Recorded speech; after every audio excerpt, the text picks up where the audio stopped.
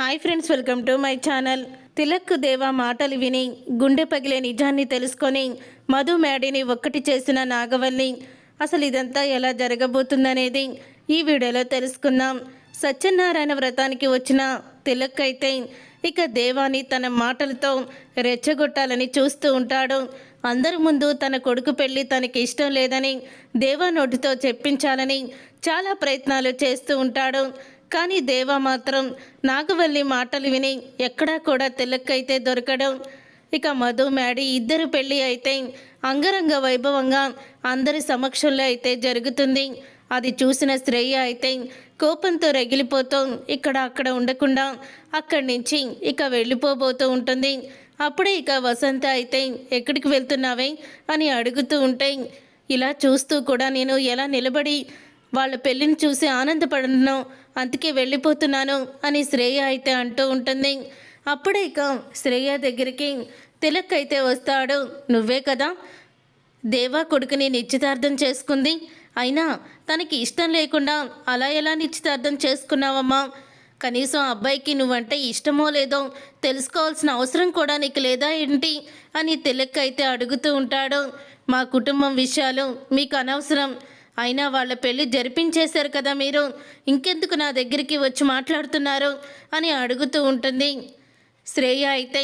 అప్పుడే నాగవల్లి అయితే అక్కడికి వచ్చి ఏం జరుగుతుంది ఇక్కడ, ఏమైంది శ్రేయ అని అడుగుతూ ఉంటే, చూడత్తయ్య ఇతను ఎలా మాట్లాడుతున్నాడో, నిశ్చితార్థం ఇష్టం లేకుండా మేడీకి నువ్వెందుకు చేసుకున్నావు, నీ మీద ఇష్టం లేదని తెలిసినా కూడా నిశ్చితార్థానికి ఎందుకు ఒప్పుకున్నావు అని నన్ను అడుగుతున్నాడు రివర్స్లో అని అంటూ ఉంటుంది శ్రేయ అయితే.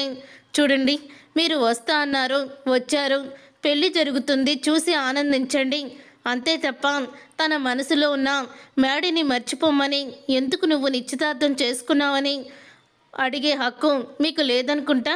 సాంప్రదాయాలకి విలువలు ఇచ్చేవాళ్ళు ఒక బాధ పెట్టకూడదని మీకు తెలియదా అని అడుగుతూ ఉంటుంది నాగవల్లి. అప్పుడే తిలక్ అయితే నాగవల్లి మాటలకి సమాధానం చెప్పలేక అక్కడి నుంచి వెళ్ళిపోతాడు. తర్వాత మేడి మధు మెడలో తాళి కట్టాక అక్షింతలు వేసి కోపంతో రగిలిపోతూ దేవా అయితే బయటికి వెళ్ళి నుంచుంటాడు. అలా దేవా బయటికి వెళ్ళి నుంచున్న తర్వాత అప్పుడే తిలక్ అయితే దేవా దగ్గరికి వచ్చి, నాకు తెలుసు దేవా, నీకు ఈ పెళ్ళి ఇష్టం లేదని, నువ్వు బలవంతంగా ఒప్పుకున్నావని నాకు తెలుసు.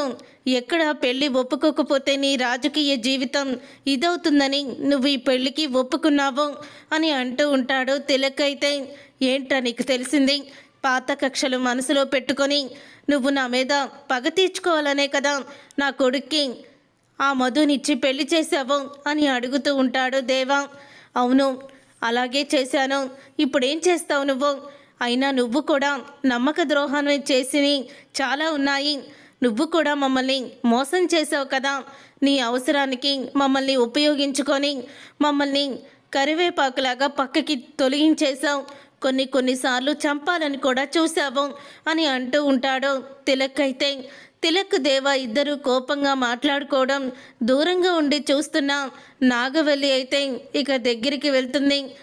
దగ్గరికి వెళ్ళి వీళ్ళిద్దరూ ఏం మాట్లాడుకుంటున్నారో, ఏదో గొడవ పెట్టుకుంటున్నట్టున్నారే అని దగ్గరికి వెళ్ళేసరికి, ఏంట్రా మీకు చేసిన ద్రోహం, ఫ్రెండ్ అని నమ్మినందుకు ఆ బాలరాజుగాడు నువ్వు ఇద్దరూ కలిసి మోసం చేయలేదా నన్ను అని అంటూ ఉంటే, బాలరాజు నిన్ను మోసం చేయలేదు, బాలరాజుకి డబ్బులు ఇచ్చి నీ భార్యని ఆస్తి కోసం నువ్వే చంపేసి తన భార్య మీద నిందని వేశావు అని అంటూ ఉంటాడు తిలక్ అయితే. ఆ మాట విని ఒక్కసారే నాగవల్లి వాళ్ళ దగ్గరికి వెళ్తుందల్లా ఆగిపోతుంది. అప్పుడే దేవా అయితే తిలక్ మాటలకి షాక్ అయిపోతూ ఉంటాడు.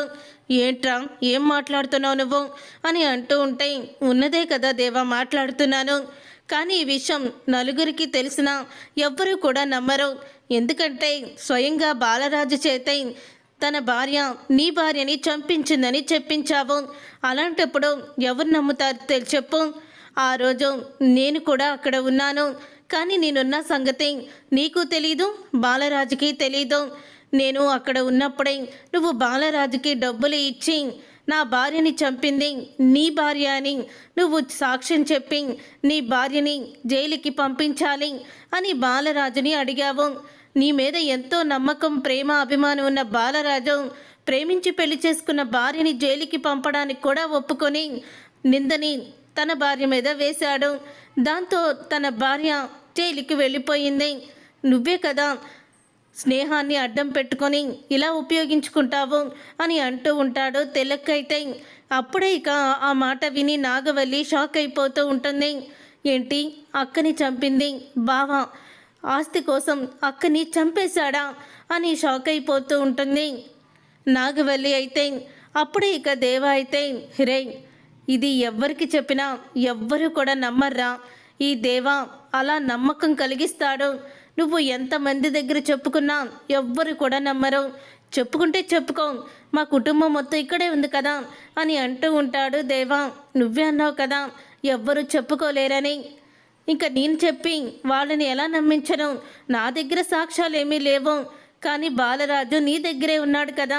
బాలరాజు ఏదో ఒక రోజు తప్పించుకొని వస్తాడు, నీ బండారం బయట పెడతాడు అని అంటూ ఉంటాడు తిలక్. అయితే ఇక నాగవల్లి దేవా తిలక్ మాటలు విని దేవా నిజస్వరూపం తెలుసుకొని ఒక్కసారే కుప్పకూలిపోతుంది. కానీ ఇప్పుడు దేవాకి తనకి నిజం తెలిసిందని తెలిస్తే దేవా తనని మ్యాడీని ఎవరిని కూడా బ్రతకనివ్వడని అర్థం చేసుకున్న నాగవల్లి మెల్లిమెల్లిగా దేవా పతనానికి స్కెచ్ వేయాలని ఆలోచిస్తుంది. అలా ఆలోచించిన తర్వాత అప్పుడే ఇక మధు మ్యాడీకి ఇద్దరికి పెళ్ళైపోయి సత్యనారాయణ వ్రతం కూడా అయిపోతుంది. అప్పుడే ఇక పంతులు గారితో తిలక్ అయితే పంతులు గారు ఇక వాళ్ళిద్దరిని ఒక్కటి చేసే ముహూర్తానికి కూడా మీరు ముహూర్తం పెట్టండి అని అంటూ ఉంటాడు తిలక్. అప్పుడే ఇక పక్కనే ఉన్న మ్యాడీ అయితే ఏంటి ముహూర్తం అని అడుగుతూ ఉంటే అదే బాబు మీ శోభన ముహూర్తం అని తిలక్ అంటూ ఉంటాడు. ఒక్కసారి ఇక మ్యాడీ మధు షాక్ అయిపోతూ ఉంటారు. అప్పుడే నాగవల్లి అయితే దానికి ఏం కావాలో ఎప్పుడు పెట్టించాలో నాకు తెలుసులే తిలక్ గారు అని అంటూ ఉంటుంది నాగవల్లి. ఇప్పుడు మధుకి ఎగ్జామ్స్ జరుగుతున్నాయి. ఆ ఎగ్జామ్స్ పూర్తయ్యాక అప్పుడు వాళ్ళిద్దరికీ ఆ ముహూర్తం పెట్టిస్తాము అని అంటూ ఉంటుంది నాగవల్లి. అయితే అప్పుడే ఇక అది విని మ్యాడీ కూడా అవునండి అని అంటూ ఉంటాడు. ఏంటమ్మా మధు, నీకు ఎగ్జామ్స్ జరుగుతున్నాయా అని అడుగుతూ ఉంటాయి. అవునండి, ఇప్పుడు ఎగ్జామ్స్ జరుగుతున్నాయి అని మధు కూడా చెప్తుంది. ఇక అందరూ ఒకే మాట మీద ఉండడంతో అప్పుడే ఇక తిలక్ అయితే చూడమ్మా మధు, నీకు ఇక్కడ ఏ కష్టం వచ్చినా సరే నేనున్నానని మాత్రం అస్సలు కూడా మర్చిపోకు అని చెప్తూ ఉంటాడు. అప్పుడే ఇక అది విని మధు అయితే సరే అని తల ఊపుతుంది. తర్వాత ఇక నాగవల్లి మధు మ్యాడీ దగ్గరికి వచ్చి మధు చెయ్యని మ్యాడీ చేతిలో పెట్టి, మ్యాడీ తాళి కడితే తనే నీ సర్వస్వం అవ్వాలి. భార్యని ఎప్పుడూ కూడా నువ్వు అస్సలు కూడా నిందించకూడదు, తనని తిట్టకూడదు. నువ్వు కూడా మ్యాడీకి నచ్చిన పని చేయకూడదు మధు. ఇద్దరు సంతోషంగా పిల్లా పాపలతో ఆనందంగా ఉండాలి అని అంటూ ఉంటుంది నాగవల్లి. నాగవల్లి మాటలకి పక్కనే ఉన్న వసంత, శ్రేయ, లోహిత అందరూ కూడా షాక్ అయిపోతూ ఉంటే ఇక సుబ్బు వాళ్ళు మాత్రం చాలా ఆనందపడుతూ ఉంటారు. చూసారుగా ఫ్రెండ్స్, రాబోయే కథలో ఖచ్చితంగా ఇలాగే జరగబోతుంది. మరి ఇలాగే జరగాలని మీరైతే కోరుకుంటున్నారా? అయితే వీడియోని తప్పకుండా లైక్ చేసి ఛానల్ని సబ్స్క్రైబ్ చేసుకొని పక్కనే ఉన్న గంట సింబల్పై ఆల్ అని క్లిక్ చేయండి.